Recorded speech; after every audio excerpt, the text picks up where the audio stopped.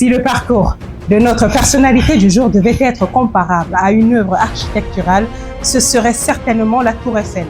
C'est colossal, c'est historique, c'est ingénieux. En chiffres, 59 ans pour plus de 40 années de haut service public, dont 32 ans au cœur des politiques urbaines du Cameroun. Un parcours brillant de ses débuts en 1993 au ministère des Travaux publics à la direction générale de la SIC en 2019. 17 formations diplômantes avec à la clé plusieurs diplômes, parmi lesquels un PhD en administration des affaires à l'UNICAF, un MBA, un PhD en intelligence artificielle. Plus de 6 ouvrages, articles scientifiques et contributions majeures, parmi lesquelles l'ouvrage L'ère de l'intelligence artificielle, redéfinir l'urbanisation. Un portefeuille de plus de 50 projets majeurs, parmi lesquels la route Kumba-Loum, budgétisée à 700 millions de francs CFA, Botanical Garden Limbe, voiries urbaines Marois, budgétisée à 83 millions de francs CFA, le programme de 10 000 logements Banga, Bakoko, Gansamba Loum, schéma directeur urbain Garoua, Douala, aménagement PPTE, budgétisé à 9 milliards de francs CFA. Plusieurs responsabilités politiques, parmi lesquelles vice-président section RDPC Garoua Benoît II. Il appartient sans conteste à la catégorie des bâtisseurs stratégiques du Cameroun moderne,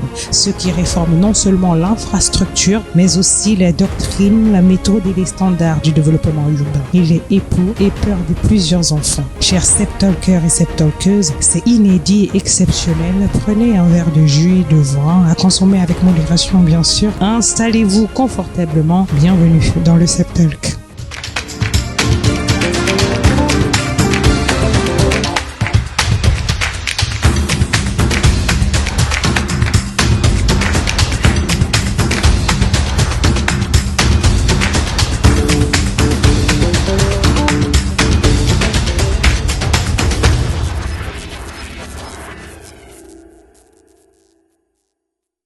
docteur, bonjour. Bonjour. Comment allez-vous? Très bien. Alors nous sommes très heureux d'être ici, dans un cadre qui vous est familier. C'est ici que vous passez un peu plus de la moitié de votre journée. C'est bien ça? Je passe plus de temps ici, à peine presque plus de 10 heures de temps. Votre parcours est brillant. Nous sommes vraiment honorés d'être ici, de rencontrer une personnalité si complexe. Mais je dirais que la complexité, c'est surtout sur le parcours. Et vraiment, c'est un plaisir encore pour nous d'être ici. Alors, à quoi ressemble le quotidien quand on est Amadou Sardaouna? Bon, pour le métier de docteur, je ne suis pas très impliqué pour l'instant, mais pour le directeur général de la société immobilière, je passe tout mon temps dans ces bureaux, comme je vous ai dit, pour essayer d'évaluer la performance de la société à tout moment, revoir les tableaux de bord de chaque unité pour essayer de comparer l'avancée de la société pendant 6 ans aujourd'hui que Dieu m'a porté à la destinée de cette société-là. 6 ans que vous avez complètement changé le destin de cette société, la société immobilière du Cameroun. Quand vous entrez dans cette entreprise, vous vous attendiez déjà, avec le parcours que vous aviez, à finir à la tête de cette entreprise un jour? Oui, je suis venu à la société immobilière avec une expérience. D'abord, en tant qu'ancien secrétaire général du ministère de l'Habitat et du Développement urbain. Oui. Pendant 7 ans, vous savez que le secrétaire général joue le rôle de manager de la structure, dont j'ai toutes les informations venant des entités sous tutelle, même du ministère. Donc, ça me donne une primauté dans la formation d'abord personnelle, dans l'expérience que cela confère. Et puis aujourd'hui, avec la passion de rendre service au peuple camerounais, nous avons accepté valablement la proposition du chef de l'État de nous mettre à la tête de cette société, qui était une société en crise. Dès le départ, le ministre de l'Habitat, lors de l'installation du nouveau directeur général en août 2019, avait parlé d'une société qui était dans une pourriture totale. Donc, je ne peux pas oublier ces mots-là. C'est en ce moment que j'ai pris conscience de l'ampleur du travail pour lequel le chef de l'État m'a commis. Et je me suis attelé, sans avoir de problème, dans le calme et la sérénité qui me caractérisent. Et puis, par chance aussi, Dieu a porté son appui sur ma personne, qui a permis de dénouer tous les goulots d'étranglement que nous avons pu identifier avant même d'arriver dans cette société. Mais au cours de notre exercice, nous avons trouvé qu'il y avait trop de problèmes sur le plan structurel, sur le plan financier, sur le plan économique, l'impact de la société sur l'économie nationale. Donc, après l'analyse de tout ce que nous avons trouvé comme éléments, en 4 mois, nous avons tracé un diagnostic systématique de la société. La dernière phrase qui nous reste, c'est que il faut amener la société à une viabilité économique après ce nettoyage. Et tout au long de cette interview, vous allez nous amener à comprendre comment cela se fera. Cette émission est faite pour rapprocher les personnalités du public, du peuple camerounais et même africain. C'est un 360, comme je disais à l'introduction, entre vie professionnelle et privée, et votre vie ne s'arrête pas. Enfin, elle est aujourd'hui centrée à la SIC, mais elle ne s'arrête pas là. Donc, on parcourra tout ça tout au long de cette émission. Mais j'ai envie que, voilà, on se réinstalle confortablement dans ces bureaux pour que vous nous dites combien de personnel il y a à la SIC. Bon, à la SIC, il y a autour de 350 personnels qui essayent d'aider la direction générale à mieux gérer la société. Parmi les 350 personnels, nous avons autour de 243 personnels à durée indéterminée et à durée déterminée. Nous avons aussi des jeunes que nous avons employés pour être temporaires dans la société parce que au moment de notre prise de fonction, il y a eu plus de 80 départs à la retraite concernant ce personnel. Nous avons fait des recrutements autour de l'année 2020 et en plus le conseil d'organisation nous a donné le plan de recrutement pour que 2026, 2027 et 2025 la SIC soit une entité de personnel de choix pour que le travail soit effectivement fait. Et parmi ces recrutements, nous sommes avec des jeunes, comme a voulu le chef de l'État pour ce mandat. Et des femmes aussi qui ont été rehaussées dans le recrutement de 2026. Il se trouve que pour la première fois dans une société, les femmes sont plus nombreuses que les hommes. Nous l'avons fait et ça porte l'honneur au gouvernement qui possède la société immobilière du Cameroun. Quel type de leader, Donc, même, je dirais? Le leadership, c'est que il faut d'abord comprendre les autres pour le diriger. Parce que si vous êtes à votre tête, vous n'allez jamais comprendre l'être humain. Je donne des conseils régulièrement à mon personnel pour dire que l'homme doit être au-delà de sa personne pour comprendre les autres et être accepté et vivre dans l'harmonie et le vivre ensemble que prône le chef de l'État depuis des années. Alors, depuis des années, vous êtes directeur de ces employés, mais vous êtes aussi sous tutelle du ministère du MINDU et du ministère des Finances. Comment s'organise tout cela dans l'ensemble? Alors, quelle est l'implication du ministère du MINDU, donc le ministère de l'Habitat, du ministère des Finances, dans la gestion de la SIC? Merci beaucoup. Vous savez que le logement social est essentiellement subventionnel, c'est-à-dire que c'est l'État qui fait des subventions pour amener les constructions pour qu'on applique les prix plus bas aux consommateurs qui sont nos clients.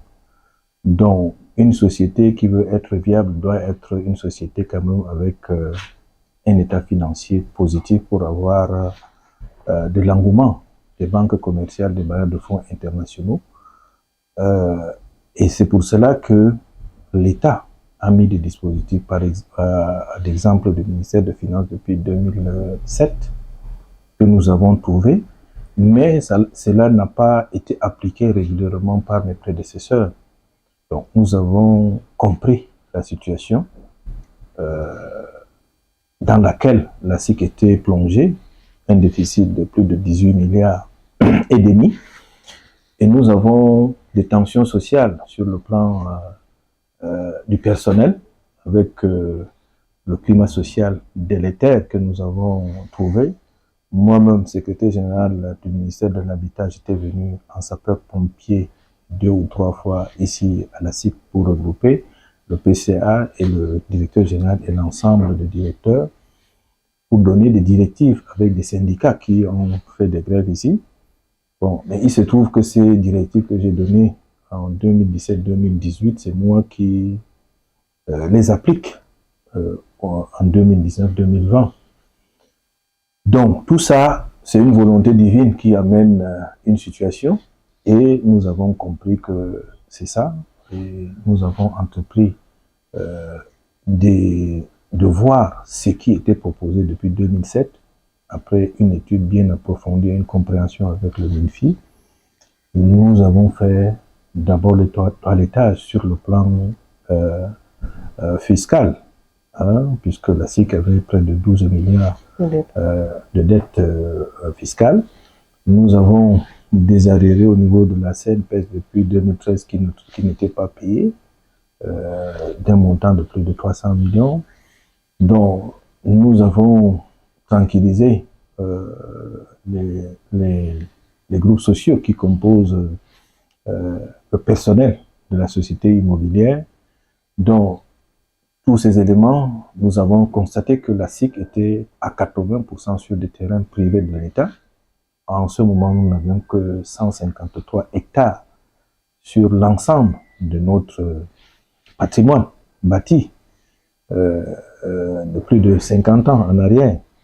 Donc, tous ces éléments ont permis la collaboration avec le ministère de tutelle, le ministère de domaine et des affaires foncières, et puis d'autres ministères qui comme le ministère de l'économie, qui a aussi fait vraiment un cas pour respecter les obligations tenues par le chef de l'État. Je crois que nous avons réussi le pari de nettoyage de la société. Nous avons réussi aussi le pari de la gouvernance parce que nous sommes en voie de digitaliser tout le processus de la SIC. Nous avons constaté que dès notre arrivée, il y avait 7000 opérations au courant d'une année. Nous sommes passés à 27 000 très rapidement. Donc, c'est pour vous dire qu'il y a de l'activité au sein de la société.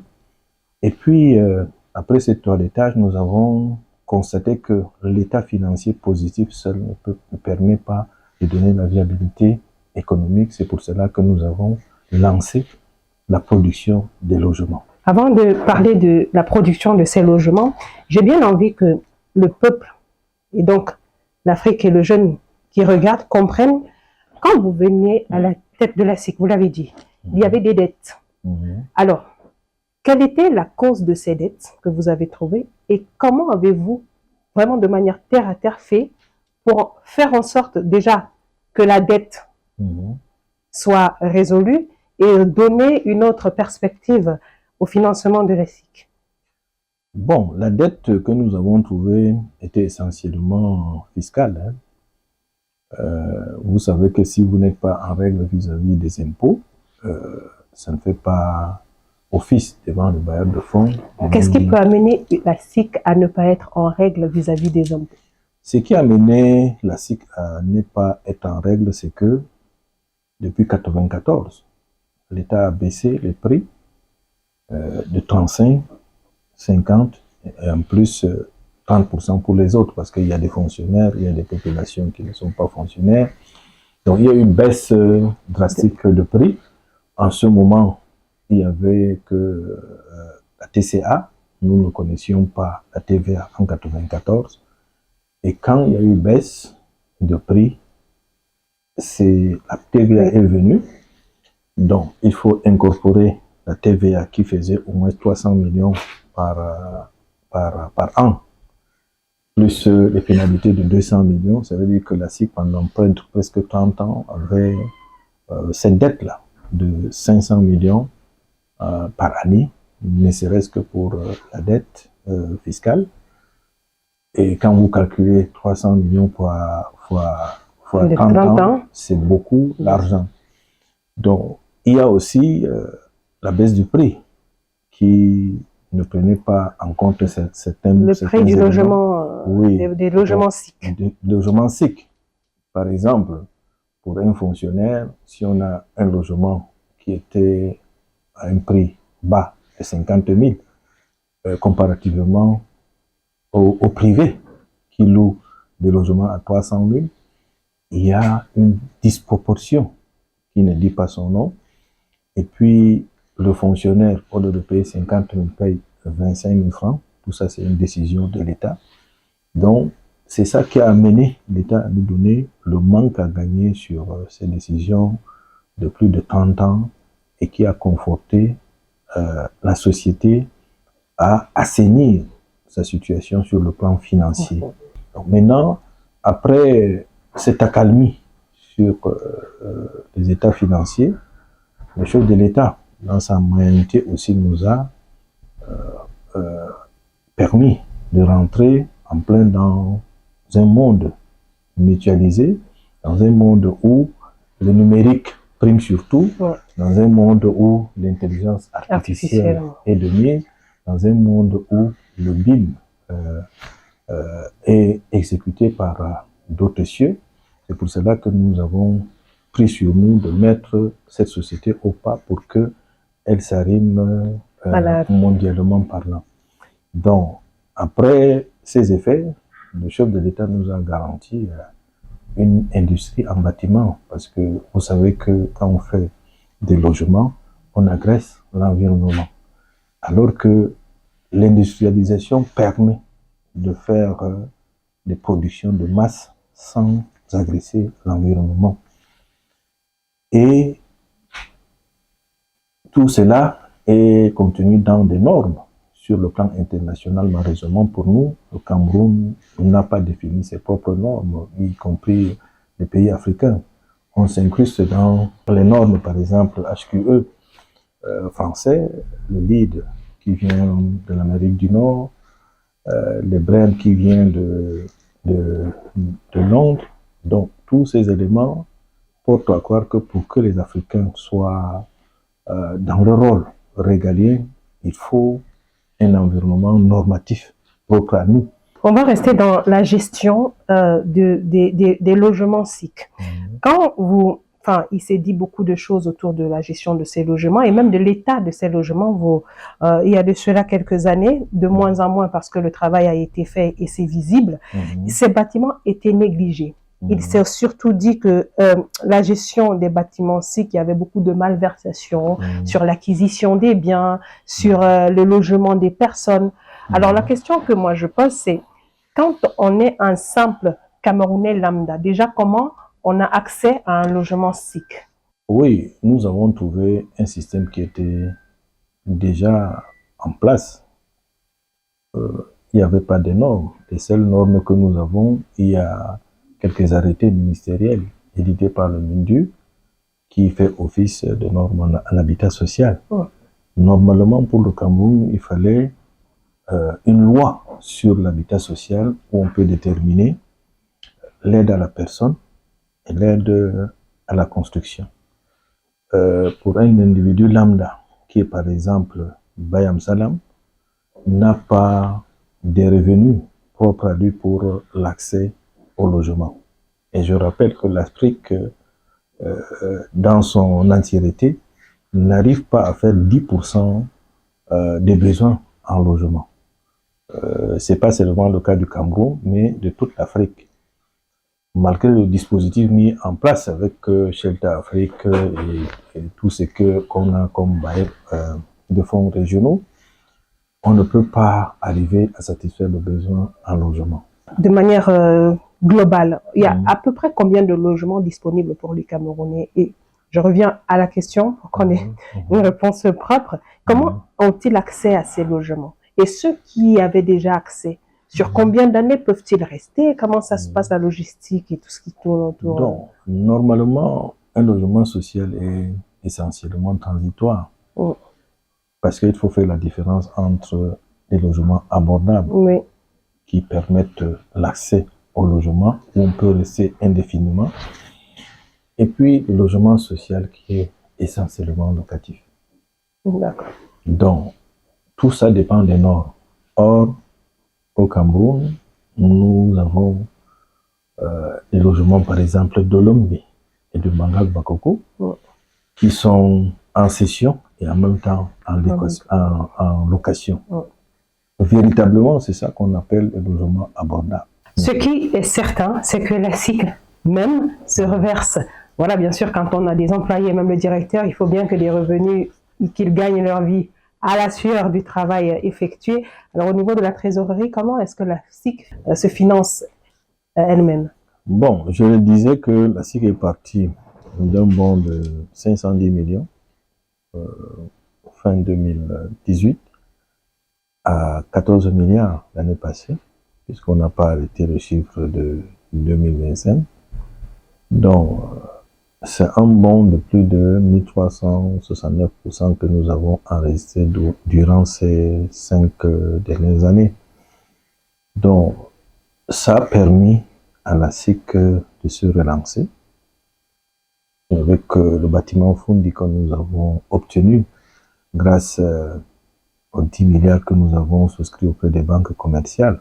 Le deuxième élément fort qui a mis la SIC en sécurité, c'est que l'État a donné des investissements en matière de capitaux propres qui permet à la SIC de respirer un peu en augmentant des actifs sur le terrain, les immeubles construits et autres là, qui nous confortent dans notre situation. Donc, les revenus secondaires que nous obtenons, par exemple les pénalités de sous-location que nous avons constatées, nous a permis presque 600 millions en 5 ans. Tous ces revenus, par exemple, les équipements marchands, ont produit plus de 450 millions en 5 ans. Et c'est pour cela que vous voyez que nous produisons plus que nous avons des charges. L'année dernière, l'État financier donnait plus de 17 milliards de charges, mais nous avons eu des revenus qui sont portés à 18 milliards. C'est pour cela que nous avons eu 600 millions, presque 600 millions de bénéfices qui sont portés en réserve. Et on peut donc dire qu'il est confortable d'être employé SIC? Oui, donc c'est pour cela que ceci nous a permis d'augmenter les salaires du personnel à plus de 25%. Vous savez que... on passait de combien, enfin plus de 25%, on passait à peu près de combien pour un employé Donc il y a plusieurs catégories, on ne peut pas... On peut pas... On va aller sur la catégorie la plus... Mais je sais que pour quelqu'un qui a 100 000, il a plus de 25%. Plus de 25%, 125 000 francs. Donc, voilà ce qui nous a permis de résister et de faire. Donc, vous savez qu'en matière de management, un directeur général doit être moins dépendant des subventions de l'État. Parce que dans le KPI de la SIC 2026-2030, nous voulons réduire ce taux de dépendance à moins de 15%.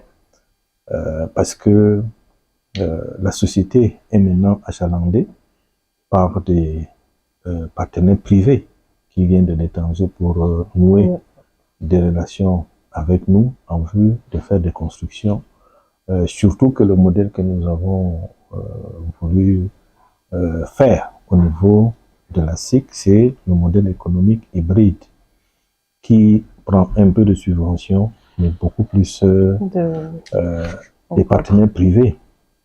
Par exemple, le projet qu'on avait eu le quitus du gouvernement depuis 2021 à Loncac, basé sur à peu près 7 hectares, devrait amener la SIC à avoir 1500 logements. Nous avons eu des accords du conseil d'administration le Comité national de la dette, le MINFI lui-même nous a félicité sur ce modèle-là, c'est-à-dire qu'un partenariat public-privé institutionnel basé sur des sociétés de projet. La SIC vient avec son foncier et les taxes que l'État peut apporter en dérogation pour nous permettre d'avoir 60 à 40% dans la nouvelle société créée. Donc, l'opérateur vient avec sa technologie de construction et le financement. Donc, c'est un modèle qui sied à l'État et même au FMI qui ne veut pas qu'il y ait l'endettement des États. Donc, nous avons eu ça en 2021, mais la lourdeur administrative ne nous a pas permis de commencer les travaux à date d'aujourd'hui. Donc, c'est ce modèle qu'on veut maintenant répliquer. L'État ayant connaissance que nous pouvons faire du mieux pour produire 1500 logements en un temps record, est en train de nous suivre parce que toutes les hautes autorités ont l'attention sur la société immobilière pour qu'elle produise ce que le chef de l'État veut. Quelles sont les attentes du président de la République en termes de logement pour les Camerounais, public pour les Camerounais? Le chef de l'État, depuis 2011, ne fait que répéter dans ses discours. Il faut adopter des modèles de partenariat public-privé, tant sur les nationaux que sur le plan international depuis 2011. Il dit que l'habitat, c'est-à-dire que quand ça se construit, ça donne un développement. Chaque logement construit donne un développement certain pour le pays. Donc, il a eu aussi la sagesse d'anticiper, parce que aujourd'hui, nous sommes dans le monde de production de masse, basé sur l'intelligence artificielle, le BIM, le Building Information Modeling. Donc, si on n'adopte pas ces circuits que le chef de l'État lui-même a définis, parce que depuis 2017, il a conclu une convention avec l'Italie, le président italien. Un marché a été signé depuis 2017 avec plus de 115 milliards mis à la disposition du Cameroun. Mais à la date d'aujourd'hui, nous n'avons pas... Qu'est-ce qui s'est passé avec ce projet? C'est que, vous savez que le problème de la maturation des projets est évident pour tous les pays africains. Hein. Il y en a qui se battent pour que ça soit bien fait dès le départ. Parce que si on ne mature pas un projet dès le départ, c'est sûr qu'on va rencontrer des problèmes en route. Qu'est-ce qui implique la maturation? Ça implique quoi la maturation? La maturation, ça veut dire que vous avez des études de faisabilité sur le plan foncier, économique et même environnemental. Et puis, vous avez les dossiers techniques, architecturaux. Et puis maintenant, la construction proprement dit, c'est le cycle de vie que je parlais tout à l'heure. Donc, maintenant, à la fin, il faut même impliquer la démolition, après l'entretien et l'exploitation. Ouais.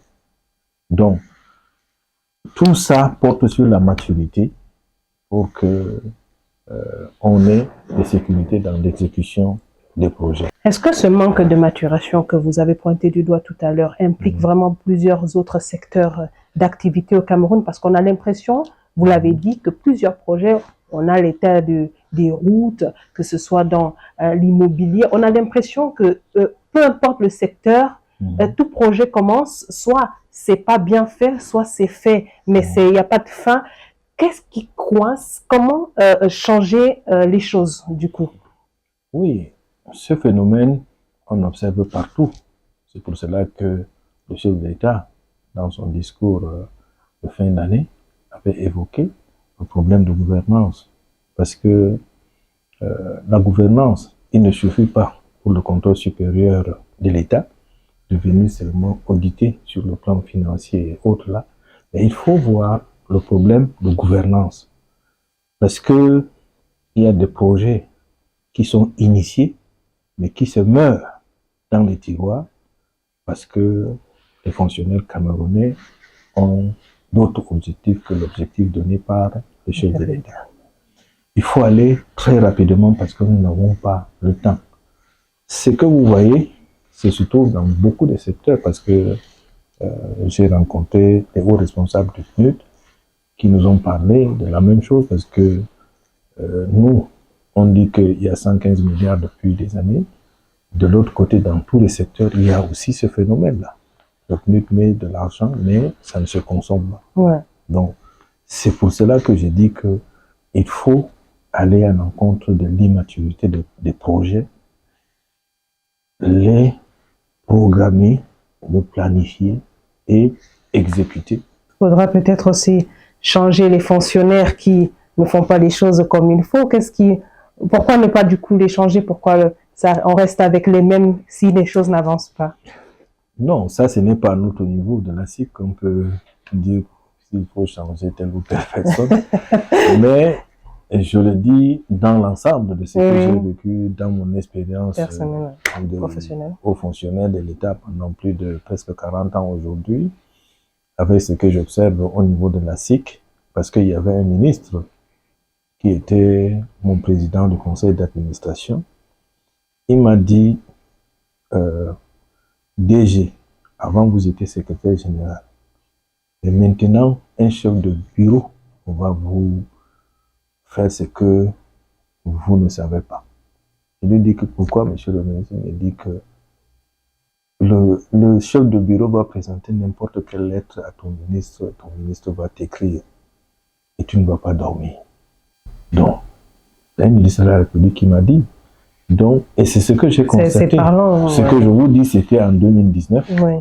J'étais dans un conseil d'administration et ça s'est vérifié 2020 et autres. Donc, le ministère de l'Expérience, il m'a averti de quelque chose que j'ai vécu. Donc, vous voyez que... C'est complexe. C'est complexe. Alors, la complexité, on ne l'a pas ici sur les projets à venir, on en a beaucoup. Quels sont ces projets, justement? Je sais que la SIC travaille pour de nouveaux logements et une vision plus moderne à l'avenir pour les logements SIC. Comment vous organisez tout ça et quels sont les projets qui arrivent? Donc, on s'organise, n'est-ce pas?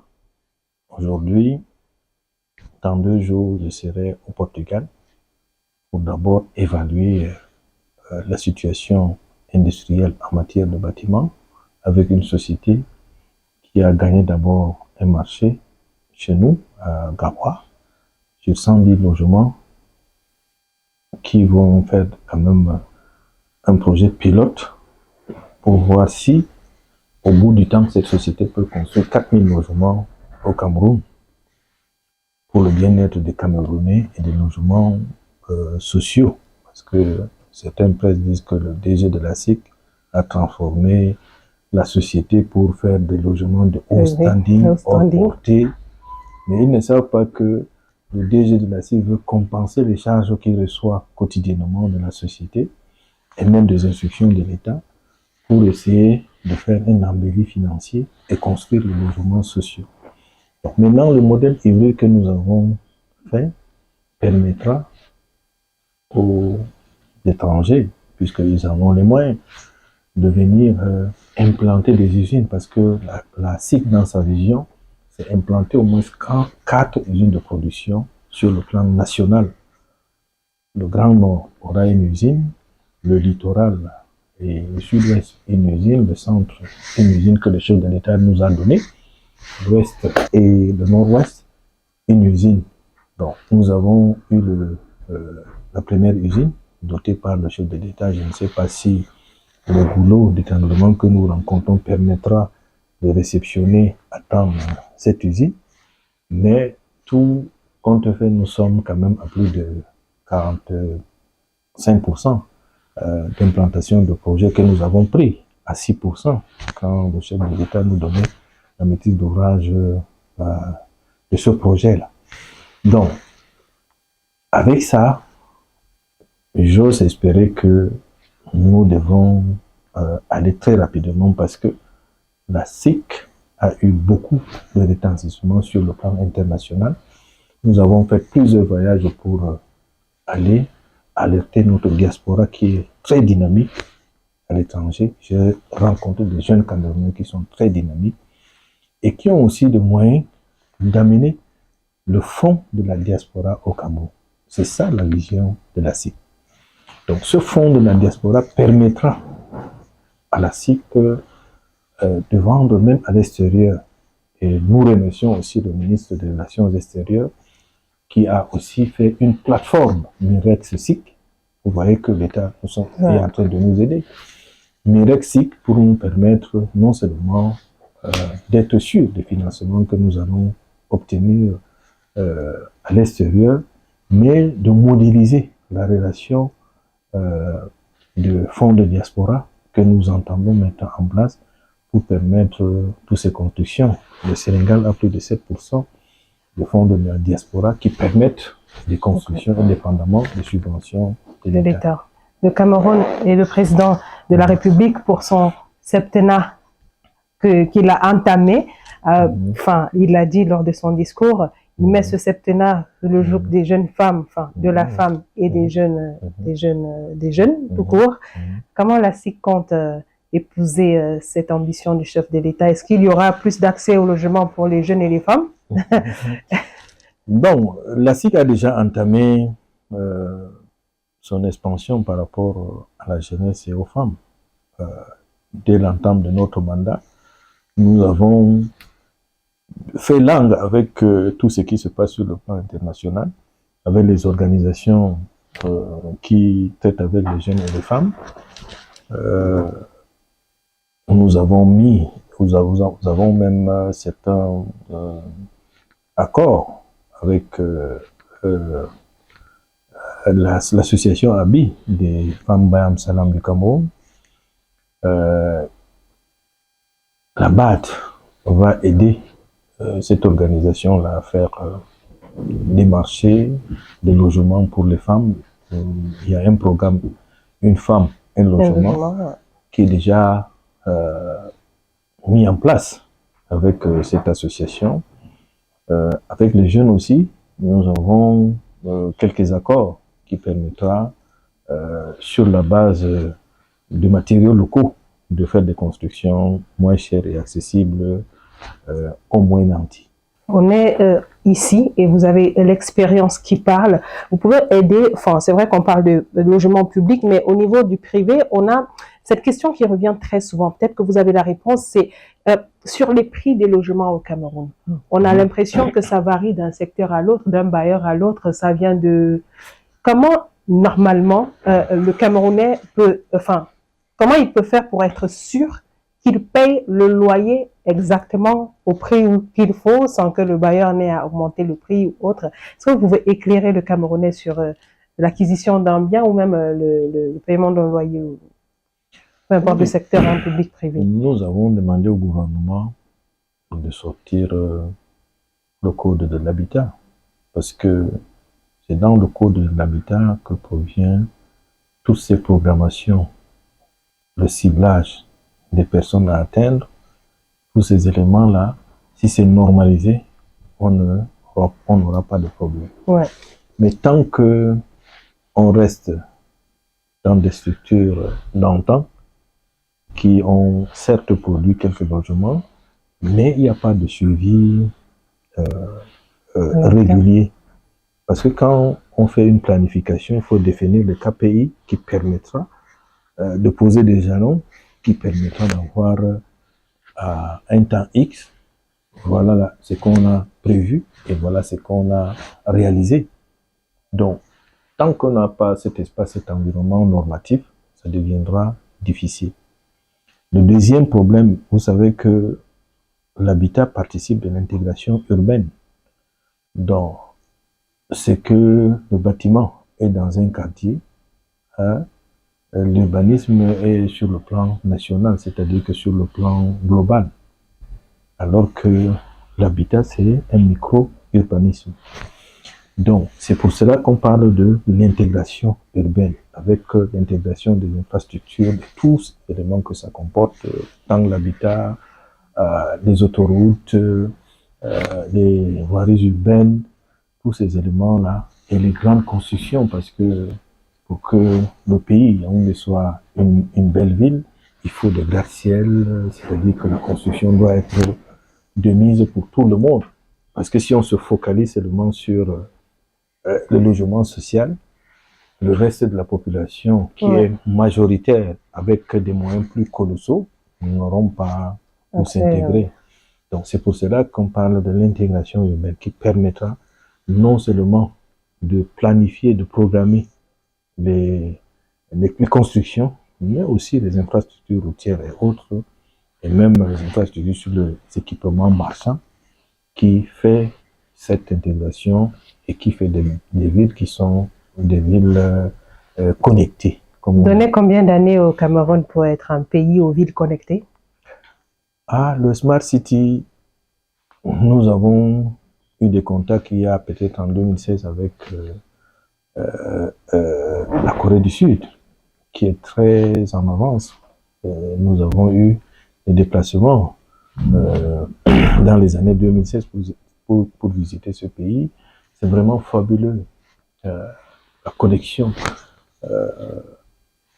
entre les quartiers, entre les villes, en interurbain et tout ça là, c'est des mises. Vous voyez, le gaz est géré automatiquement.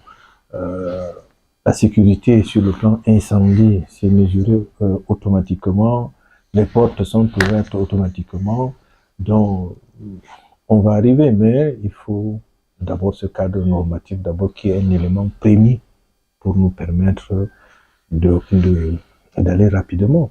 Vous comprenez quand même l'agacement du Camerounais, sa frustration profonde de voir un pays à qui on donnait pas beaucoup d'années pour se développer au vu des chantiers engagés il y a de cela quelques années, rester presque sur place et voir les autres immerger. Vous comprenez cette frustration qu'a le Camerounais de toujours demander à ce que les choses aillent un peu plus vite et permettre aux Camerounais de vivre dans des conditions beaucoup plus confortables et modernes.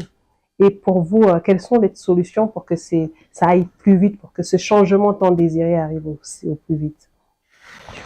La solution, c'est de bien travailler pour que on atteigne ces objectifs, parce que aujourd'hui, le monde se définit avec des tableaux de bord. Donc, quand vous avez des objectifs, il faut fixer des jalons et avoir des tableaux de bord pour voir que à l'instant X, vous devez avoir telle proportion en avancée. Et si on ne fait pas comme ça, on ne pourra pas obtenir les objectifs que nous sommes fixés. Si on vous entend clairement, on dira il y a de l'argent débloqué, il y a de l'argent pour le changement, mais il n'y a pas de changement. Donc du coup, le souci, il est à quel niveau? Des gens bloquent de l'argent, du coup? Je vous ai dit, je vais donner un exemple. On avait eu 300 milliards pour produire 8200 logements. On a eu, entre 2009 et maintenant, plus de 300 milliards, mais avec une production moindre. De moindre, de 3000 logements. Donc, il y a eu un déficit de presque 5000 logements. 5000 logements. Donc, est-ce qu'il n'y a pas un système judiciaire pour régler ce genre de problème, permettre aussi d'avancer? Pour vous, quelle est la solution concrète? La solution, il faut rendre compte de tout ça. C'est tout simplement ça. Parce que les Camerounais, ils attendent les logements. Le chef de l'État l'a dit qu'il faut en finir avec le problème de gouvernance. Je pense qu'il a pleinement raison. Il faut aller très rapidement parce que les Camerounais attendent tout ça. Si le chef de l'État il donne l'instruction, qui l'exécute? Parce qu'on a l'impression que le chef de l'État, ses instructions sont claires, entendues, mais non exécutées. Oui, le chef de l'État donne les instructions à son gouvernement. C'est le gouvernement qui exécute les instructions de l'État. Donc, Nous, par exemple, dans une société comme la nôtre, nous sommes un outil de l'État. Le chef de l'État ne va pas nous donner directement des instructions. Il peut nous aider, comme il aide la SIC, mais il ne donne pas les instructions à la SIC parce que la SIC n'est pas dans le maillage gouvernemental pour avoir des instructions directes du chef de l'État. Vous comprenez, non? très bien, je pense que... L'instruction vient de l'appareil gouvernemental qui répercute à la société, à toute société d'État, et que maintenant, que tout le monde puisse en profiter. La musique pour que ça soit donné. Je pense que c'est pour ça qu'on fait cette émission, c'est vraiment pour que le peuple comprenne de manière terre à terre comment le système fonctionne, mais surtout apprécie les parcours, les discours, et votre parcours et votre discours est plus qu'appréciable, encore que l'impact est visible. La question, c'est quel est votre rapport avec votre ministre, Célestine Quechua Cortés? Bon, il ne m'appartient pas d'apprécier la fonction des membres du gouvernement en public. Donc, je vous ai dit que tout à l'heure, moi, je suis un outil du gouvernement et je ne peux pas apprécier... Est-ce qu'elle épouse quand même votre vision si brillante du changement dans au moins le secteur que vous représentez tant, la SIC? Midu est la tutelle de la SIC, président de l'Assemblée générale des actionnaires de la SIC et PCA de la SIC. Normalement, c'est sous l'impulsion de ces trois organes-là que la SIC se fait.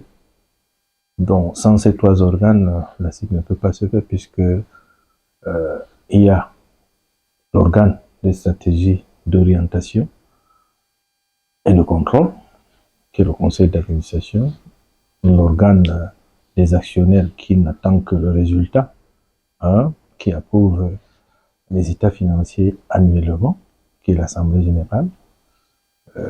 Normalement, c'était le rôle de MINFI, qui est actionnaire majoritaire à 92%, pour mesurer la stratégie développée par le conseil d'administration et apprécier les résultats du directeur général. Quand on a autant fréquenté, parce que c'est de ça qu'il est question, comment on se sent à cet âge et avec tout ce parcours? Est-ce que c'est pas fatigant? Est-ce que vous n'avez pas besoin, vous, de beaucoup plus de vacances?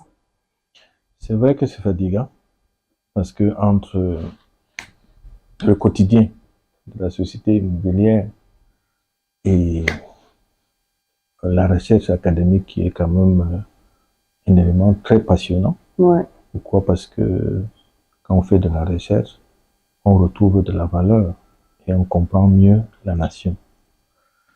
Et tant qu'on n'a pas de connaissances, on ne peut pas avancer.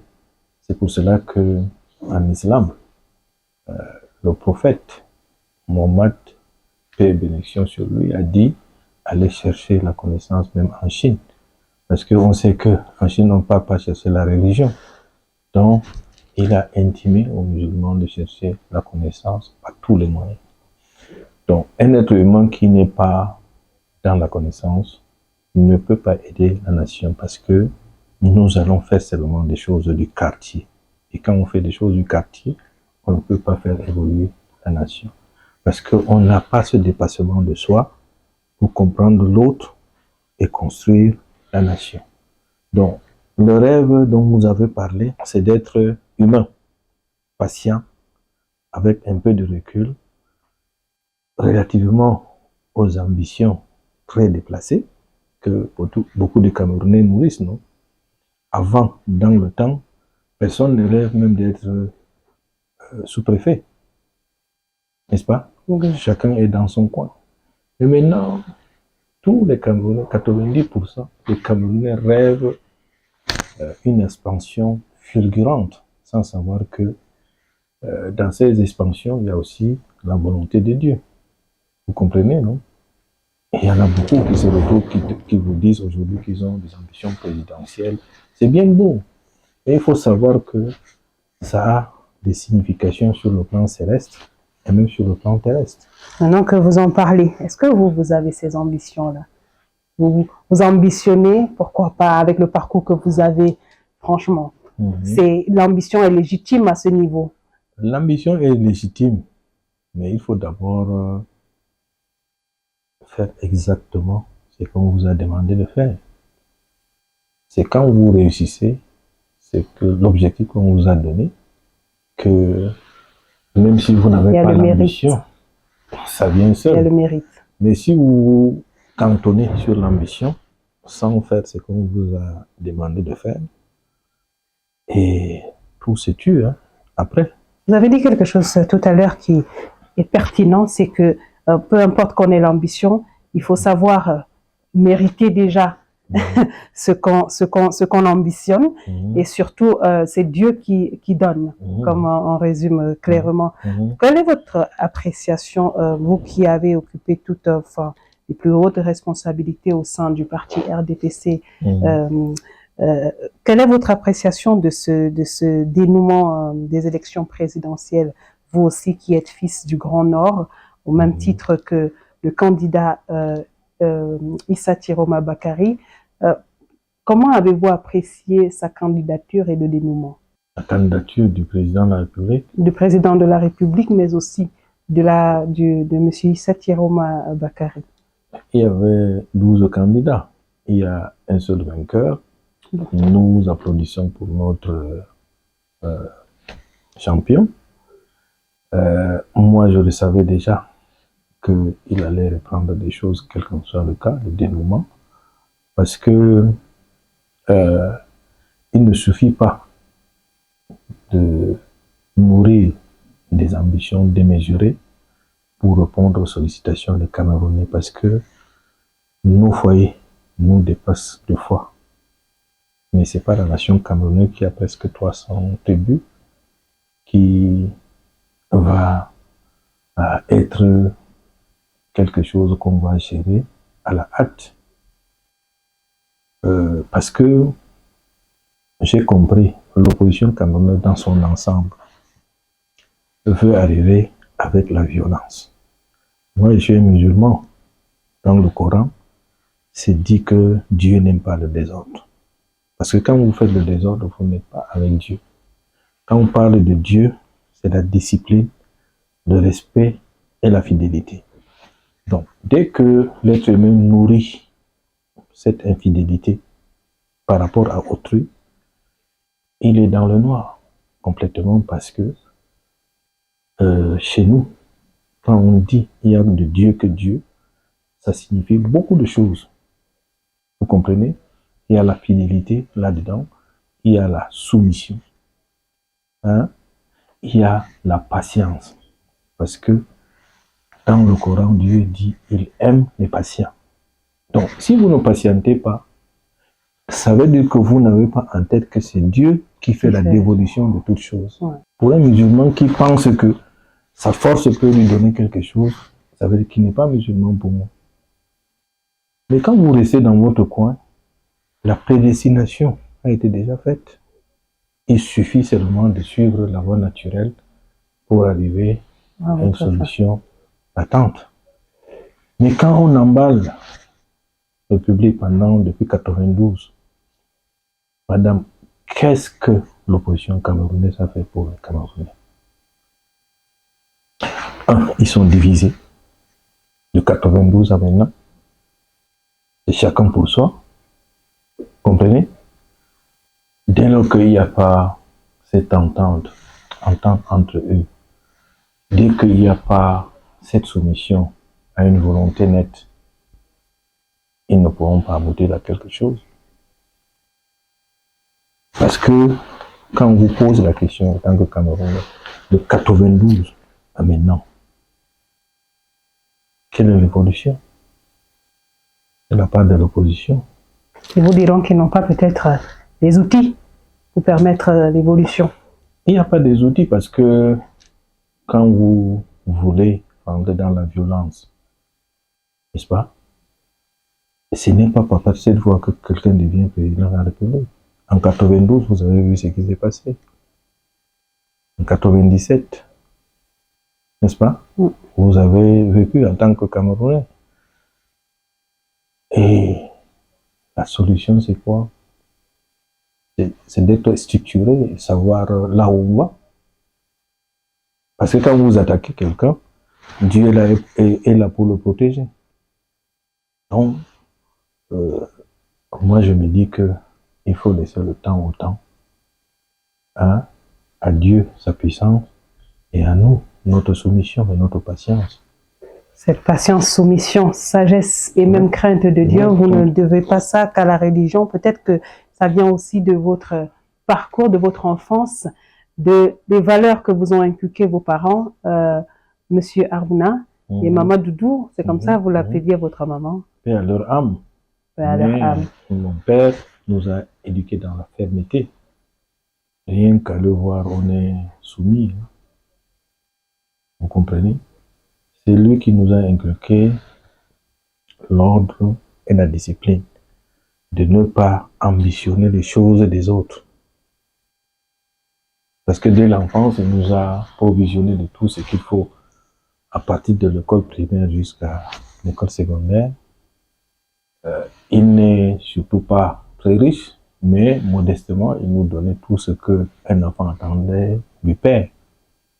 Et il était très rigoureux dans cette discipline-là. Il y a toujours ce stigma quand on parle de l'enfant du Nord. L'enfant du Nord, on le voit comme l'enfant qui n'a pas forcément en tête d'aller à l'école et de faire de grandes études pour devenir quelqu'un de grand demain. Mais on vous avoue, l'enfant du Nord, un parcours inspirant, 40 années au service de la République, avec 32 ans au cœur de la politique urbaine, des diplômes et un parcours scolaire incroyable. Ça vous vient d'où? C'est le parent qui... est-ce que déjà cette vision de l'enfant du Nord, ce stigma, il est légitime? C'est pas légitime. Il y a des familles qui se surpassent, qui ont la volonté de se surpasser. Parce que quand on est musulman, puisque en majorité, il y a des musulmans dans le Nord et les chrétiens aussi, bon, que ce soit dans le christianisme ou bien dans l'islam, Dieu demande toujours à l'homme de se surpasser pour maîtriser le monde et son développement. On vous dirait que vos parents se sont surpassés et vous ont inculqué la volonté de se surpasser, d'où le parcours brillant que vous avez. Vous gardez quel souvenir de cette enfance? Exactement, parce que je vous disais que mon père, rien qu'à le rencontrer deux fois, on a peur. Parce que si tu ne viens pas avec la mesure de ce qu'il attend, vous aurez des problèmes. Il était violent? Non, pas violent. Ça se passait par le foie aussi? Pas violent en tant que tel, mais nous avons aussi la patience de la maman qui a subi d'énormes épreuves durant toute sa vie, mais qui nous a inculqué cette patience-là et cette soumission.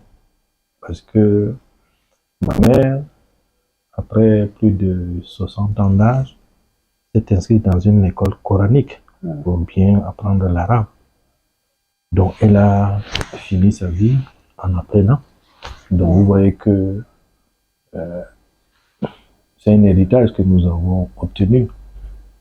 Une mère qui a plus de 60 ans, mais qui va s'inscrire à l'école franco-arabe, qui est parmi des filles, des petites filles qui sont supposées être ses filles, mais elle reste sur les bancs pour apprendre la notion d'islam, la connaissance en langue arabe. Ça trahit un amour pour l'apprentissage, mais surtout une détermination à faire des choses bien. Vous avez combien de frères et sœurs?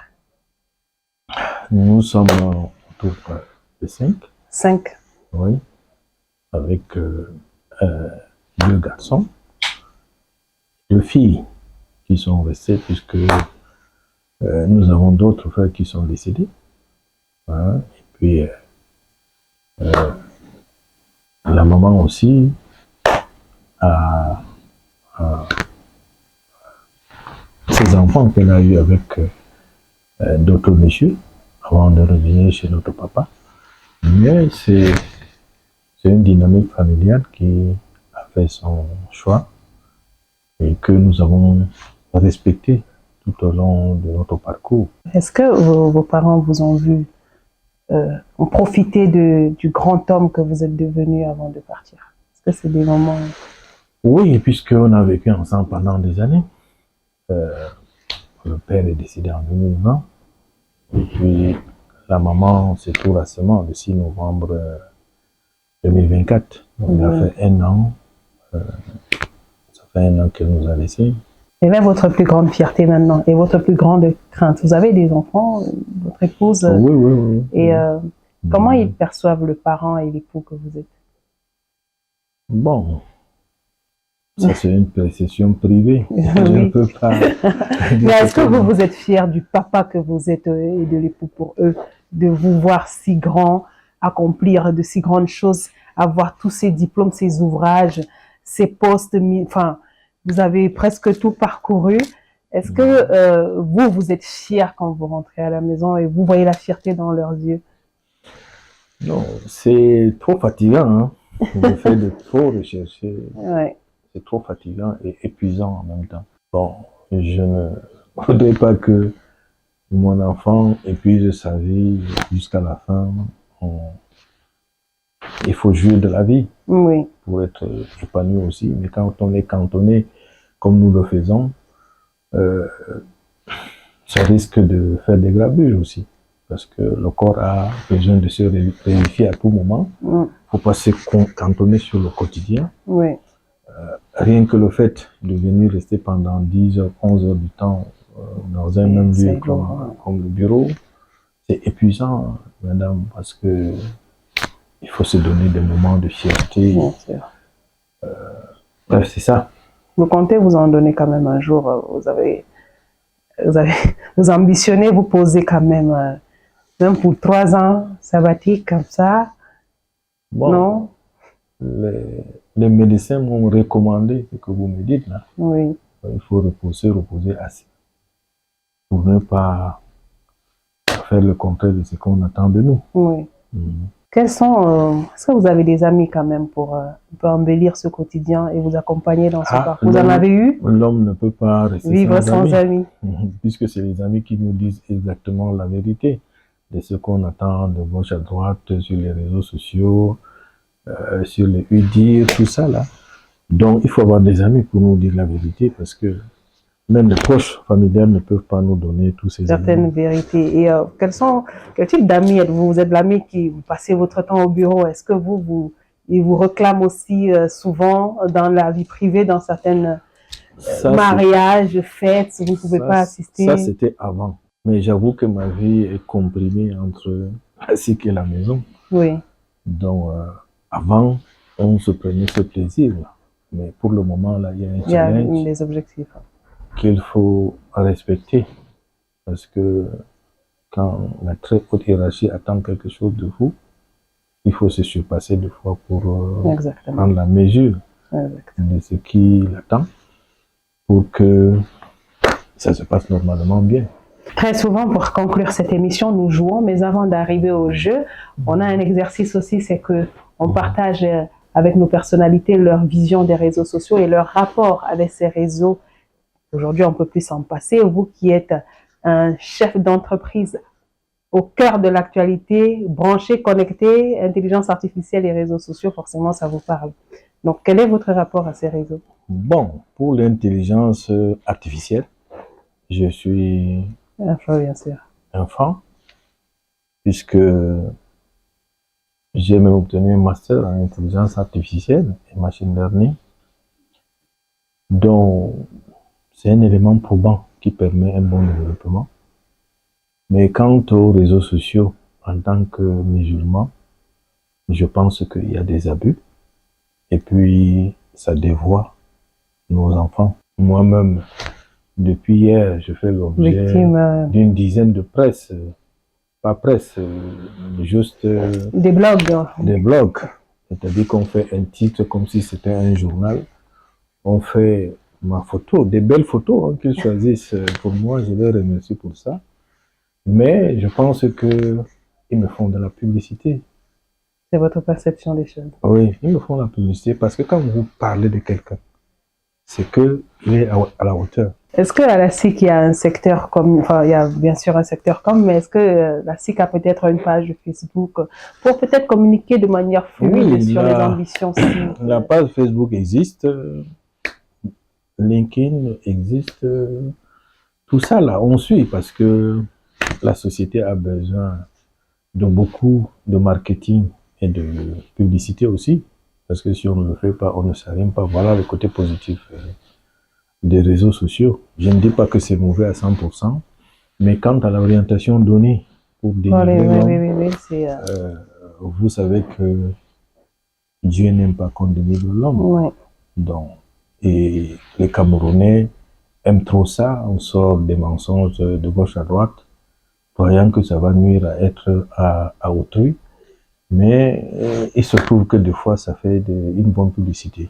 Clairement, il faut savoir voir le positif en tout. Et avec vous, on a tout au long de cette émission vu le positif dans votre vision pour la SIC, dans votre vision pour vos enfants, pour votre famille et pour vous-même, votre croyance, tout ce qui vous entoure est objectif et positif. Quel est votre rêve pour vous-même et pour ce pays que vous avez servi tant et pour ce pays que vous aimez aussi tant? Mon rêve, depuis un certain temps, c'est d'être utile à l'humain, c'est-à-dire être solidaire de tout ce que l'homme veut dans sa vie. Parce que je crois que la SIC m'a donné beaucoup de bénédictions. Parce que quand tu offres un logement, les prières que ces familles la font pour vous, c'est immense, c'est un immense bonheur. Quand j'entends ça, ça me fait du plaisir. Donc, il y a des Camerounais qui viennent, qui se couchent par terre pour demander un logement à la SIC, au DG de la SIC. C'est aussi un bonheur. Parce que c'est vrai, si on me demande maintenant, avec tout ce que j'ai vu à la SIC, en 2019, de revenir encore comme DG de la SIC, j'allais dire non. Mais le résultat que j'ai obtenu sur le plan bénédiction et autres, ça importe plus que la souffrance que nous avons vécue pendant 6 ans. Et je trouve ça très passionnant. J'étais venu, je me croyais en aventure, mais il y a lieu de savoir qu'il y a une consolidation d'une idéologie qui va être marquante des nombreuses années durant. Parce que la SIC m'a permis de faire mon propre développement personnel. Même sur le plan de management, j'étais un ingénieur de génie civil, ingénieur informaticien. Mais à la SIC, j'ai appris ce que c'est que le management. Déjà, avec un MBA qui se base sur les solutions financières qu'il faut positionner à la SIC, qui ont permis de comprendre ce que c'est que le management. Le MBA étant venu avec mention très honorable, l'université m'a demandé de faire un PhD. Et le PhD que j'ai entamé m'a permis de voir ce que c'est que les sociétés d'État, parce que le module, c'était l'évaluation des déterminants de la performance des sociétés d'État au Cameroun. Puis, 2 points, encore le cas de la SIC. Donc, ça nous permet de faire le benchmarking des nombreuses sociétés d'État, parce que j'ai trouvé que c'est tellement passionnant.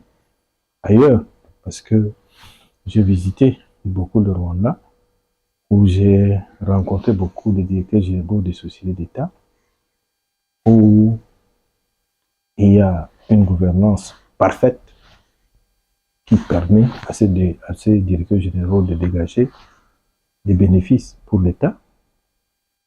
Si je prends le cas de la Côte d'Ivoire, en 2023, ils avaient plus de 861 milliards de bénéfices pour les sociétés d'État, avec un chiffre d'affaires de plus de 7700 milliards, qui dépasse même le budget de certains États. Oui.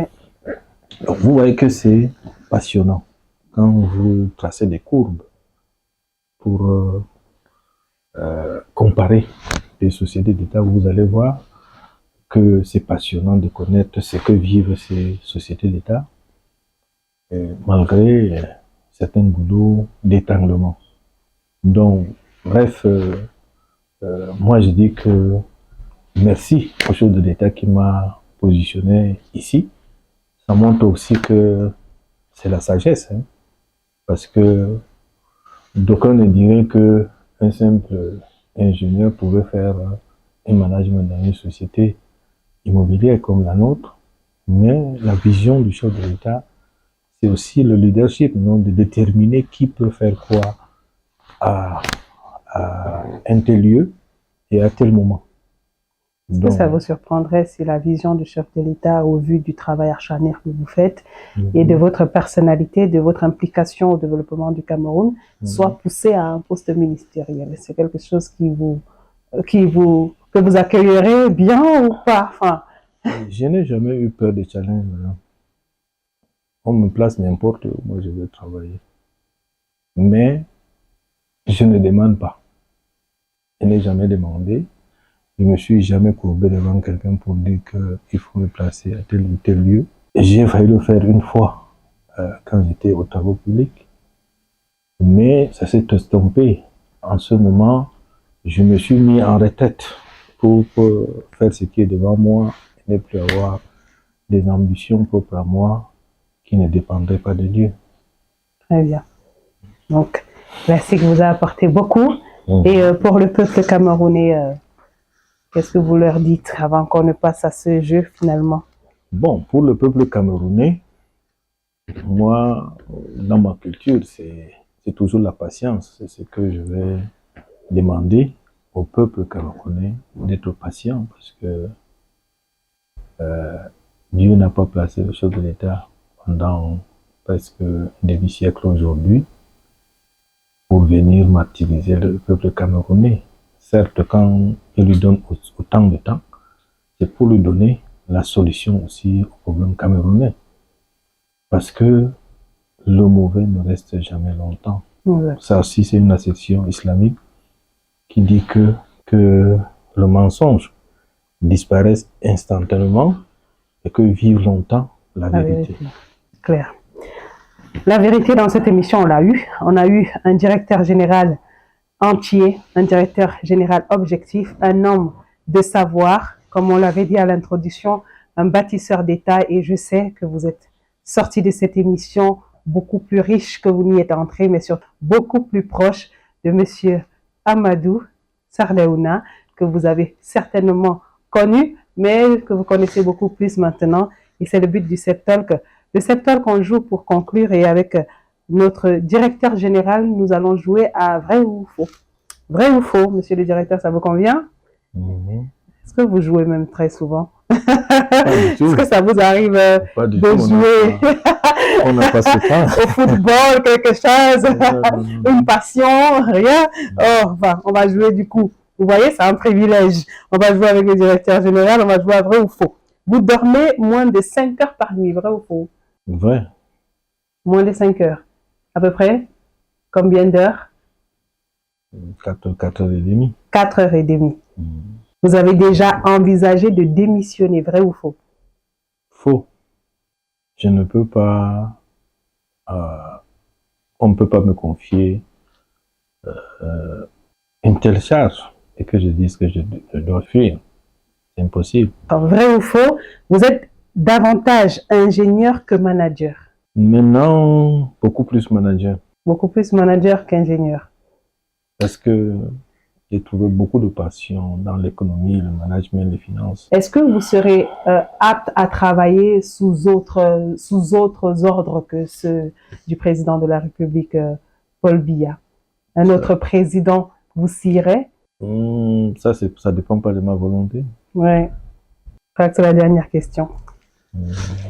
Notre volonté à nous, c'est de vous, chaque jour au quotidien, vous rapprocher de vos personnalités préférées. Et nous avons été très heureux de partager ce moment avec vous. On espère que vous aussi, monsieur le directeur général, vous avez passé un très bon moment. C'était un peu long. Une très belle émission. C'est la première fois que je me penche dans ce sens-là. Parce que je me trouve toujours réservé dans tout ce que je fais, surtout dans l'intervention publique. Mais aujourd'hui, ça me donne une opportunité de m'ouvrir comme vous avez voulu. Donc, c'est une force convaincante que j'ai en face de moi qui a permis d'avoir des petits mots de ma bouche. Je vous remercie beaucoup.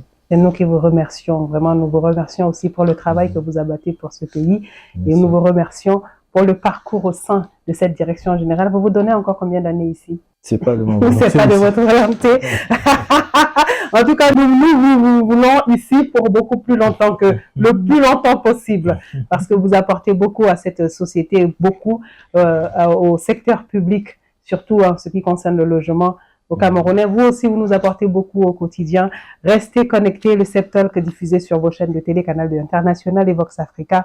Retrouvez-nous sur notre YouTube Septomédia et continuez de vous connecter à nos pages Facebook, Instagram, TikTok et site internet septo.media. À très bientôt. Qui sera la prochaine personnalité? Restez connectés pour la réponse. Ciao. Merci, monsieur le directeur. Merci.